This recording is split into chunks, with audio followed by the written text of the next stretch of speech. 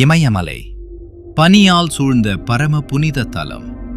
அங்கே பரமசிவன் தியானத்தில் இருக்கிறார். அருகே பார்வதி, கணபதி. ஆனால் ஒருவரை நீங்கள் காண மாட்டீர்கள், முருகன்.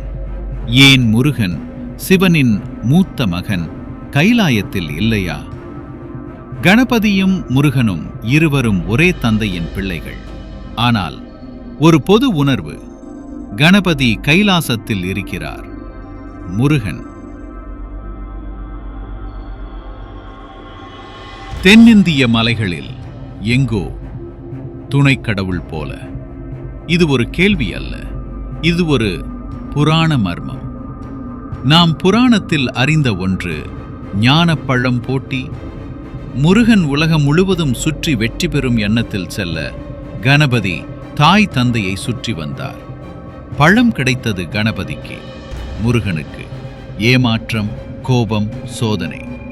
ஆனால் இது உண்மையில் ஒரு போட்டியா, அல்லது மூத்த மகனை கைலாசத்திலிருந்து விலக்குவதற்கான ஒரு நுட்பமான வழியா? வட இந்திய சமஸ்கிருத புராணங்களில் முருகன் ஒரு வீர கடவுள் மட்டுமே. அவருக்கு திருமணமே இல்லை, அவர் பிரம்மச்சாரி, துணைக்கடவுள். ஆனால் தென்னிந்தியத்தில் தான் முருகனுக்கு கோயில்கள், புராணங்கள், காதலும் உண்டு. வள்ளி, தேவயானி, வேல், சூரபத்மன் இவையெல்லாம் வடபுறக் கதைகளில் காணவே முடியாது. இது ஒரு புராண அரசியல். ஞானம் பெரிதா, வீரம் பெரிதா? ஈசன் கையில் இரண்டும் இருந்தும் ஏன் ஒன்றை மட்டும் கைலாசத்தில் வைத்தார்? முருகன் தெற்கே வந்தார்.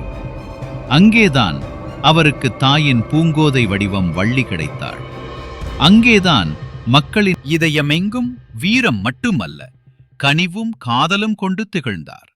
முருகன் ஒருபோதும் கைலாயம் திரும்பவில்லை, ஏனெனில் அவர் தேர்ந்தெடுத்தார். அவர் தேவையானது தனக்கே உரிய பூமி. தமிழகம், பழனி, திருச்செந்தூர், திருப்பரங்குன்றம். இன்று வரை கைலாயத்தில் கணபதி இருக்கிறார், முருகன் இல்லை. ஆனால் தமிழரின் இதய கைலாயத்தில் முருகனே நிலைத்திருக்கும் ஒரே இறைவன்.